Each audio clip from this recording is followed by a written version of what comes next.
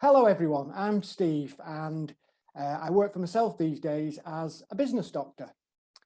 My journey to this point is across 30 years of working in grocery and in wholesale with a number of companies and brands that you're probably very familiar with. Over the first lockdown, I used the time to capture all my learnings and experience from that 30 years in the industry to put them all down, write them all down, and then I released them in the form of a book this summer. So I wanted to share everything, a little bit like what we've just been encouraging Queenie to do. I have actually done it and taken all my memories and experiences and share them to hopefully help others. So where are we going today? What's today's trip? Well, we're going to have a look at confidence and leadership, and we're going to look at self-confidence, how we impart confidence into others, and then a couple of leadership models, and then what does that all mean for the Women in Wholesale group at the end. First of all, what is confidence? Well, you can take a dictionary definition. It talks, as you can see, about having faith in something or someone, about certainty, about truth, about self-assurance, comfort and assurance in your own abilities. And I'd also add to that, for people to progress in any walk of life, but particularly in business, I think confidence is crucial.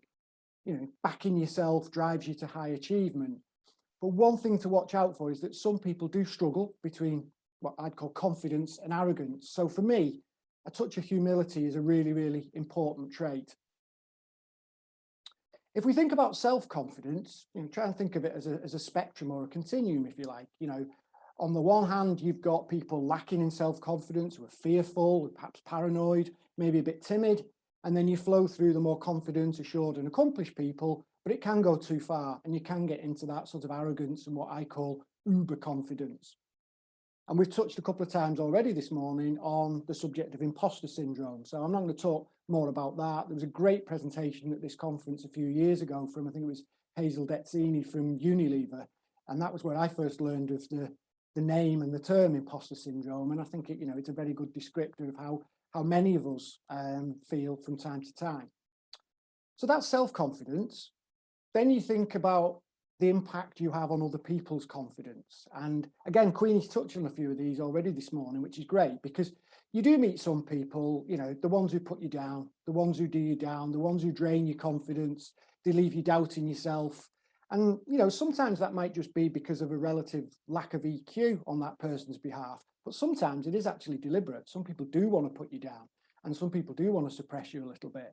So, the red light is very much the ones who diminish others' confidence. Then you get people who are probably a little bit neutral.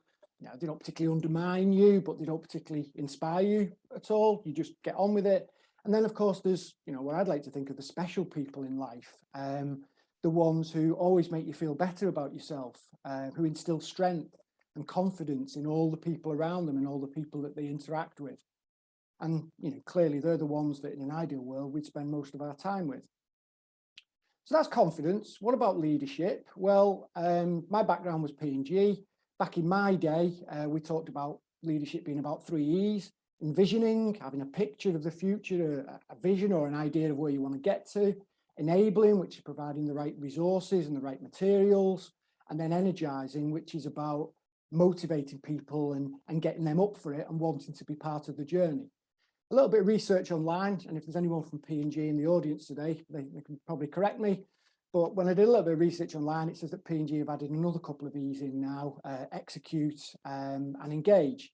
But to be honest, there's probably about another 10 words you could think of, all beginning with E, that all apply to leadership. So whether it's 3 E's, 5 E's, 7 E's, or 11 E's, at the end of the day, in my view, E is for leadership. The flip side of those positive leadership virtues is something called the leadership dark triad.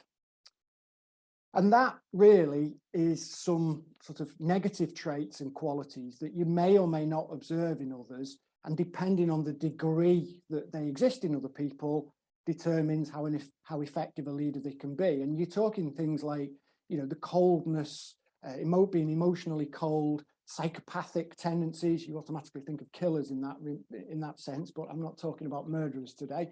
I'm talking about leaders.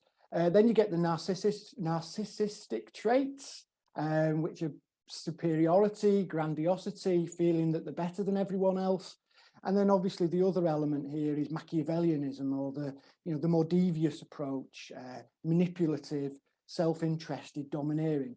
Look, anyone who basically is really, really strong on all of these traits is probably going to end up in jail. And in fact, Jordan Belfort, the Wolf of Wall Street, did. I think Robert Maxwell probably avoided it by falling off the back of his boat.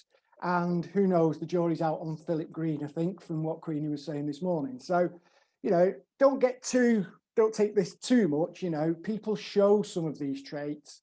It doesn't necessarily mean that they dominate the life, but you might just recognize some of these things in people that you've come across or worked with from time to time.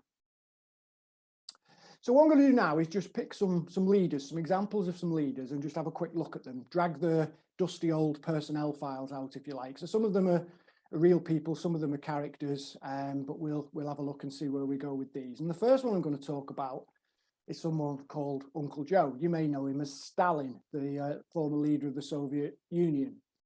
Now, the nickname Uncle Joe was introduced by the American president, Roosevelt, during the war. And he called him Uncle Joe because he knew that he was such an odious and horrible man that he had to make working with him in the war a little bit more appealing to the great American public. So he gave him this little sort of jovial title of Uncle Joe. But basically, this was a horrible man and one of life's most evil leaders. He got into his position not because he was a great leader, but through subterfuge and manipulation. He was paranoid. He thought everyone was out to get him, and he didn't trust anyone at all.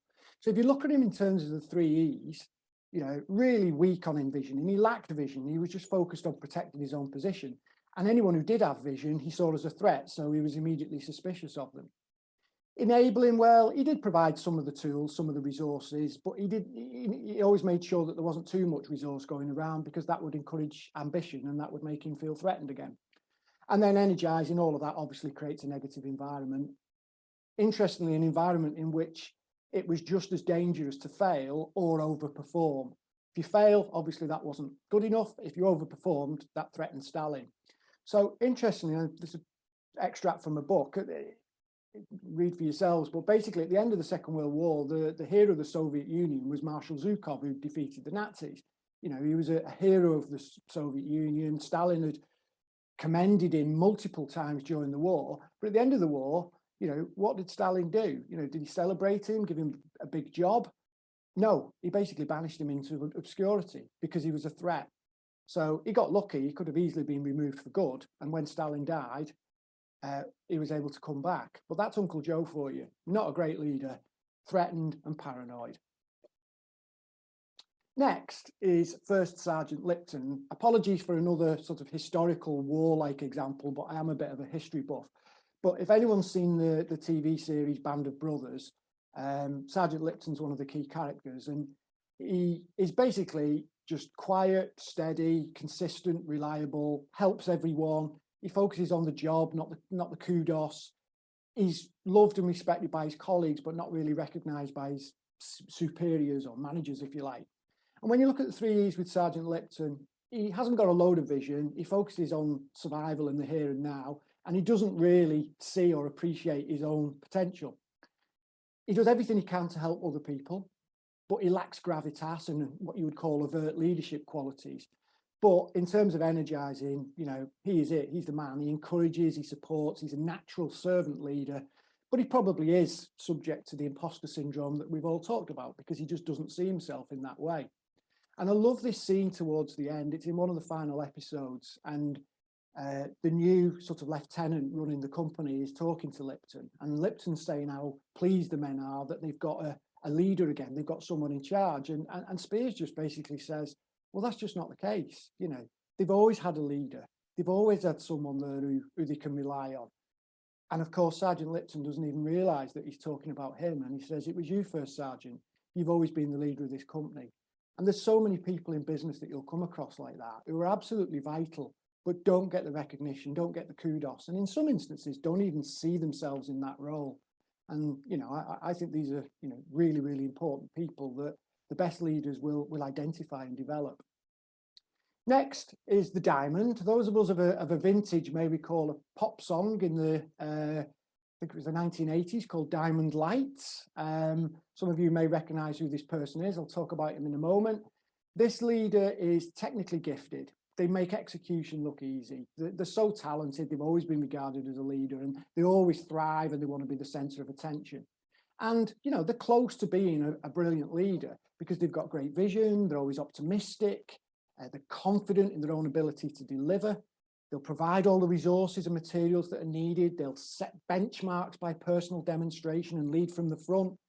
The problem is they fall down because they can't help themselves, because they have to be the best and they have to be seen to be the best, and they won't be eclipsed by anyone else. So when someone does outperform them, praise is limited. They resent someone else outdoing them, and that ultimately undermines confidence in others. So, you know, not far off being a great leader, but not quite. Someone else who I think probably falls into this category, and if you put your party politics and things to one side, but the Iron Lady, Margaret Thatcher, probably falls here. You know, she had great vision. You know, she always knew what she wanted to achieve. She provided the resources, whether that be legislation against trade unions or whatever it is. She provided the resources, but ultimately it was her way or the highway. And if you weren't on with the narrative, there was nowhere for you. So, you know, that ultimately isn't going to energize the people that she led, only the people who are completely on board. So that's the diamond. The diamond in action, a few quotes there about Glenn Hoddle. His identity can be revealed. You know, one of the England players once said if he were chocolate, he'd eat himself, because he always had to be the best on the training ground. He always had to outdo everyone else, which belittled them. And then I think this may have been a line from Margaret Thatcher's cabinet meetings as well, that grown men feel as if they'll be treated as children. He would call team meetings, ask for players' input, and then tell them that they were wrong. So that's the diamond. The penultimate person to look at, I call the Miller. It's the character from the story Rumpelstiltskin, one of my favourite fairy tales. This character is quite good at what he does, but you know, he's limited. He's got a limited modus operandi, quite manipulative and self-centered, doesn't really acknowledge others' needs. For me, in the story, you know, Rumpelstiltskin is seen as, you know, the dwarf, the ogre, the villain of the piece, but this guy's the villain, because this guy is so desiring and wanting to curry favor with the king and impress and build his own standing and ego, that he promises the impossible, and anyone can be sacrificed to achieve it, including, as the story rolls on, his own grandchild. And you know, Rumpelstiltskin's seen as the villain, but all Rumpelstiltskin does is deliver the impossible, but charge a high price for it. So in terms of the 3 E's, yeah, lots of vision, you know, craves success and takes other people with them, wants prestige and reward, provides resources, but expects the impossible. You know, have you ever had a manager demanding results that just aren't possible? It happens. You know, here's the numbers for next year, and you look at them and just think that ain't going to happen. It's just not possible. I'm not being negative. I'm not being defeated, but it can't be done. But the manager never sees it. They take other people for granted. They show little appreciation. And though they invite challenge, they don't actually like challenge. And ultimately, as we saw in the fairy story, anyone is expendable. And that brings us to what I feel is the story of the summer, where a number of these traits came out in some articles over the summer involving Brewdog. So is the Miller really a brewer? I'm not sure, but some of the headlines that came out, you know, Brewdog had a great reputation as a disruptor and a modern company, and I've had fantastic results. But then over the summer, I think something like in the end, 300 employees and former employees signed an open letter about what the conditions were like, expecting the impossible, growth at all costs, vanity projects, a toxic environment. And obviously James Watt and Martin Dickey, the leaders, they fronted it up and came out to address it, but it was a pretty poor indictment of the culture that they'd created. Not one I personally would want to have worked in. And then finally, we get onto the positives, and we look at a leader, which I'm going to call Helen Jane, because her name is Helen Jane, and she's a real person. It's Helen Jane Nelson, the CEO of Sakara Consulting, who used to work in this industry many moons ago when she worked for Mars and Diageo. And I've got to say that in my 30 or so years career, Helen is one of the best, most accomplished leaders I've ever come across. She's incredibly knowledgeable about both theory and practice. She's a brilliant listener. She's flexible. She has her own beliefs of excellence that she operates to.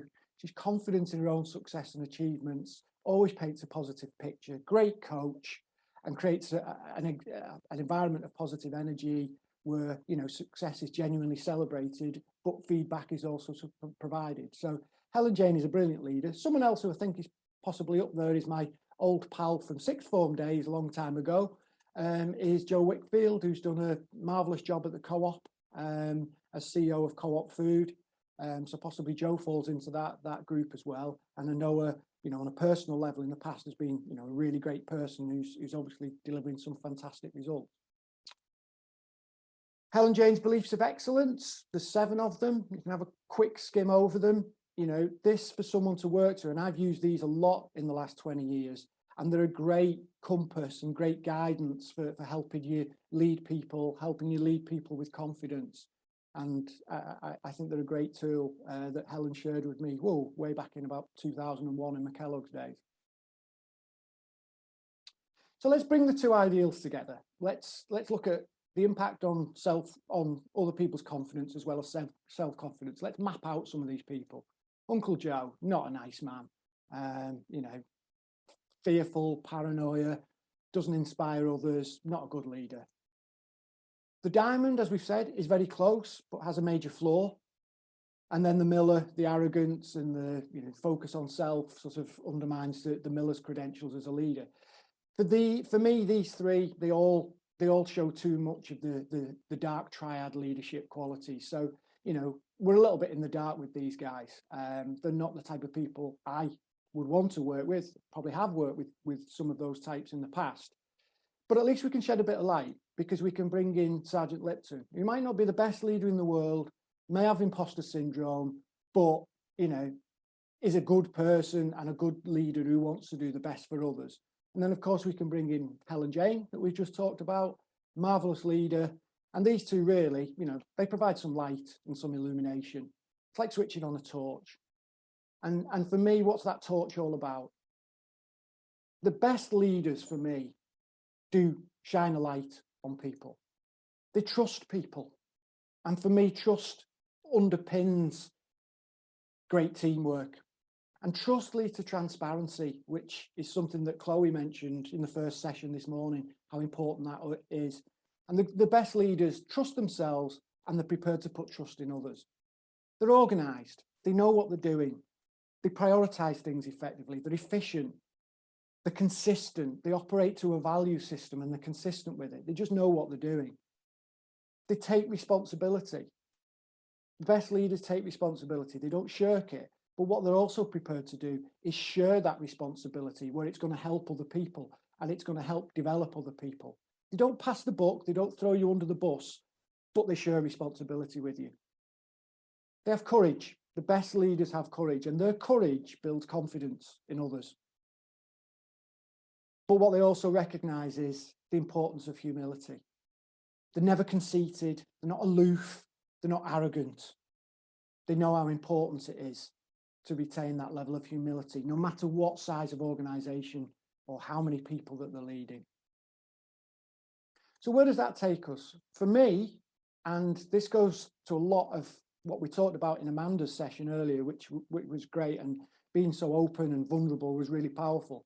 You know, all through my career, and one of the reasons I wrote my book was because I want to get us to workplaces with less stress, anxiety, mental health issues. It's great that people can talk more about mental health issues these days, but we don't want to be talking about them. You know, we don't want them. I like environments where people and performance are measured fairly, where people can progress based on merit and good performance, not the background, the gender, you know, how familiar they are with the bosses. So I want to use that torch model on a day-to-day basis to basically shine a light on great leadership in organisations large and small.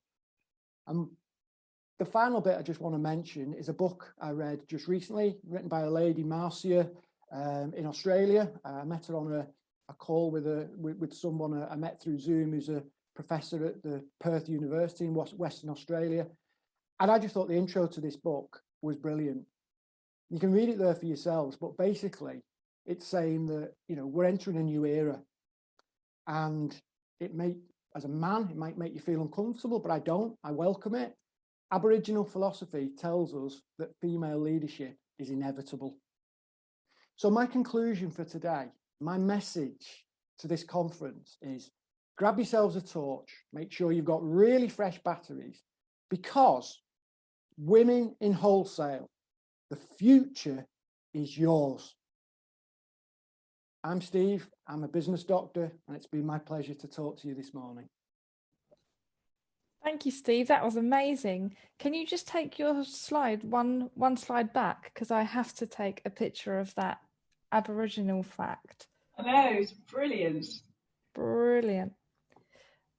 Let's have a look. We don't have any questions for you, Steve, just lots of praise and people saying thank you.